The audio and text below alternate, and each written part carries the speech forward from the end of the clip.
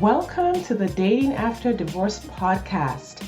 I'm your host, Shade Curry, and I believe every divorced woman deserves a romantic relationship where she feels safe, loved, and cherished. You can create the most amazing life after divorce, and I will teach you how. Hello, everyone. Welcome back to the Dating After Divorce podcast. Today's episode, I would like to talk about creating a list. Now, this is a pretty popular tool. A lot of women have a list of what they're looking for in their partner, and they kind of write out what they want. And that's a tool, sort of like a little guidance system to figure out who's right for you. Now, this sometimes works, sometimes it doesn't work. There's a lot of advice out there about what to do with the list or how to have a list or whether or not to have a list. People are like, oh, if you have a list, then you won't give a good guy a chance, or all of the things on your list are keeping good guys away. Others are like, oh, it's, just keep it to 5 essentials or keep it super basic and be flexible. But what I want to talk about today is the fact that while I do use a list with my clients, and I'll tell you a little bit more about it in a bit, the point is not the list. The list itself is not a silver bullet. It's not a formula where if you have a list, then you will find the perfect spouse, right? The list itself is not what creates success in your dating journey. The idea of the list is that it is a tool that helps you understand the elements that you need in a partner. It's just a way of setting your intention, setting your vision, exploring what it is that you are looking for in a way that's actually effective. So you can have a list that has qualities on it that lead you away from what you're actually looking for. An example is some lists that I have looked at or worked with my clients through that they build based on their ex. So sometimes a client will come to me and already have a list. They're like, oh yeah, I have a list of, 25 items. And as I begin to explore the list with them, I find out that what they did was they looked at their ex and all the terrible things that their ex did or all the things about him that they didn't like. And then they just wrote down the opposite of that on a sheet of paper. And then it's sort of like, okay, if I find a person who doesn't do all of the things that my ex does, then I will have a partner that I like. But that isn't necessarily the truth, right? Humans are complex, and you could have a person who has a lot of the characteristics of your ex, maybe works in the same industry, the same height, build, maybe even the same basic personality or personality type, Enneagram number, or MBTI type, who is a completely different human being. So not all lists are created equal. A list based on your ex, creating the opposite of your ex does not necessarily work. Sometimes you have a list of just like 5 or 6 items that you think, I just want this person to be kind, to be loyal, to be trustworthy, to be a good provider, just kind of like the basic minimum requirements of human decency. And then we think that that's enough. But here's the thing, you are a unique human being. Like, you have things that are specific to you that your partner needs to match in order for you to have a partnership that works. So the list itself needs to be looked at with kind of like a very nuanced view. You need to create it with a lot of understanding of what it takes to maintain a long-term relationship, what it takes to build a marriage or a long-term partnership, specific characteristics that are based on who you are, that your partner needs to match or needs to be willing to accommodate, or the life that you're living is another thing to think about. What is the life that you're living now, right? What is the life you're going to be living in 5 years, in 10 years, in 15 years? And how does your future partner need to show up in order to be compatible with you, right? How does he need to show up, or what kind of personality does he need to have in order for you to feel safe opening up, right? That's going to be super unique to you, right? To your personality. What feels safe to you is not going to be the same thing that another woman would feel safe around.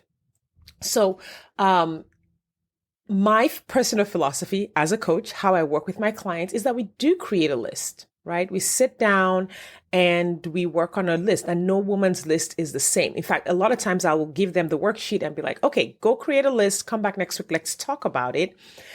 And often we have to delve deeper into the list. I find a lot of women have qualities on the list that are just the basic requirements for a decent human being. But because they've been in an abusive relationship or had an ex that was just really not a good human, right? Not a kind human, what they ask for is so minimal and isn't enough to really rise up to the life that they want to live. Like, these are women who are ambitious and making an impact in the world and creating huge things in the world and are building this future that is amazing. And then I look at their list and it's like, well, I want him to be kind and be decent, and I want him to have a good job and, to get along with other humans. And I'm like, well, that should be anybody. Everybody in your circle, anyone in your life should have all of these qualities.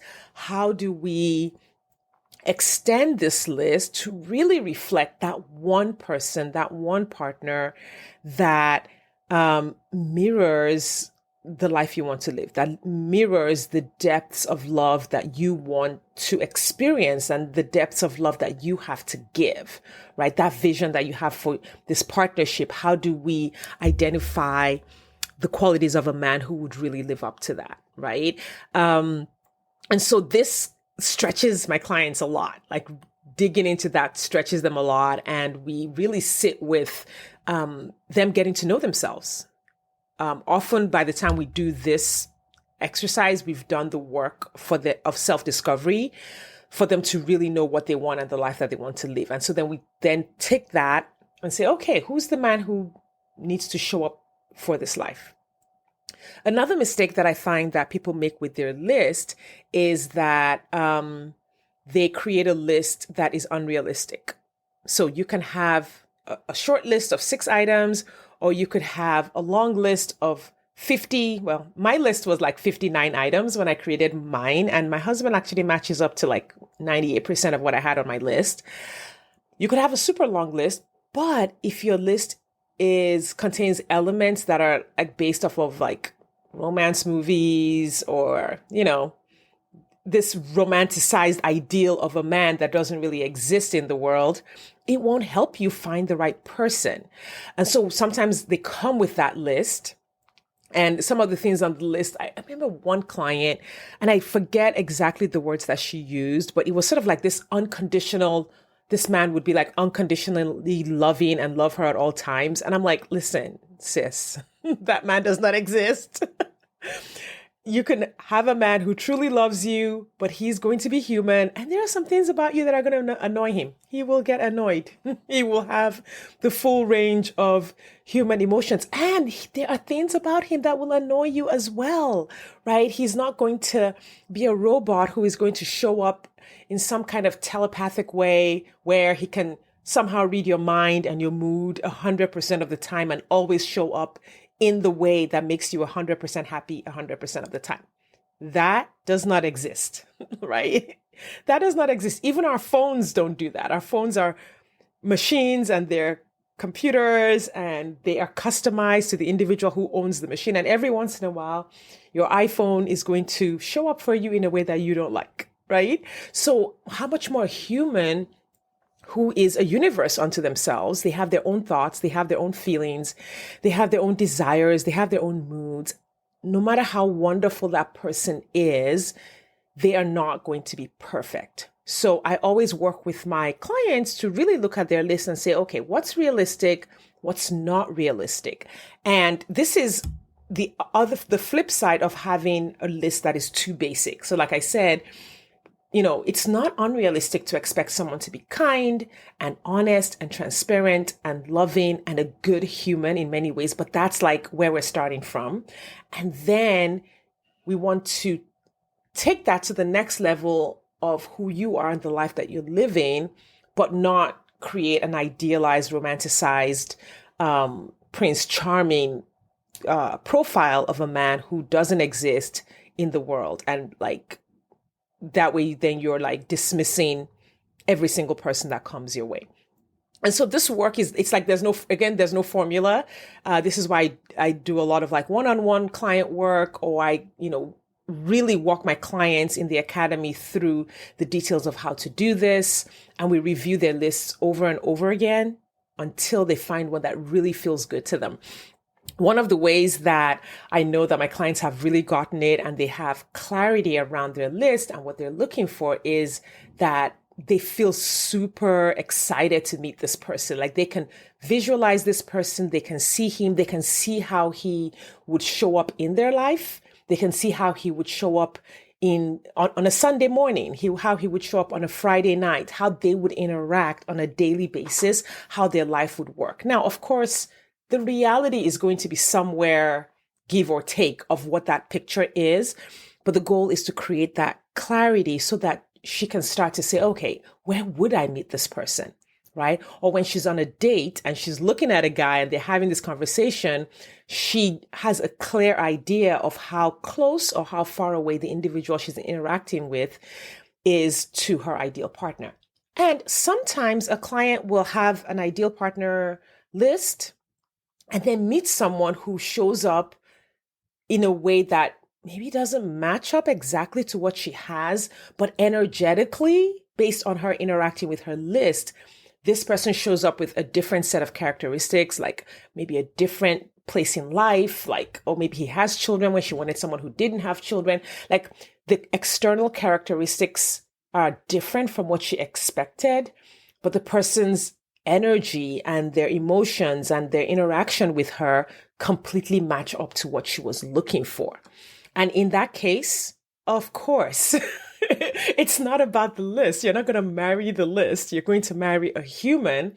So if you meet someone who then energetically shows up like what you dreamed of, but doesn't quite meet the external characteristics, they always are like, oh, of course, this is what I was looking for. I just thought it would look different. It came in a different package.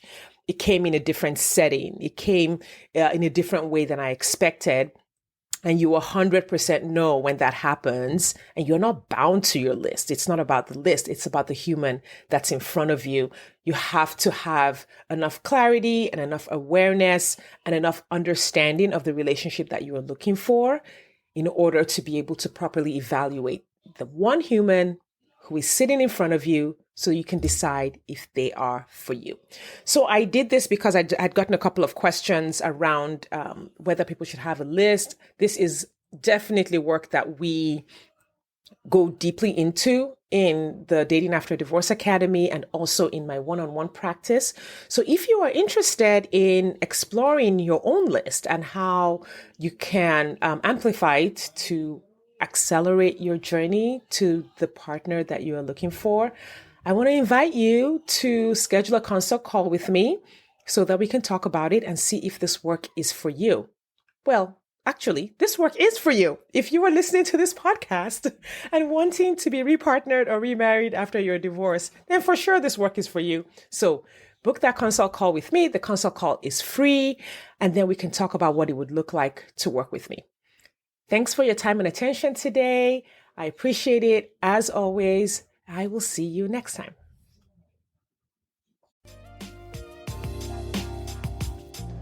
Thanks for listening today. If you are ready to get married after divorce, I want to invite you to download my free 8-video training specifically designed to help divorced women date with ease and get married again. Head over to SadeCurry.com to get started. That's SadeCurry.com. I'll see you inside.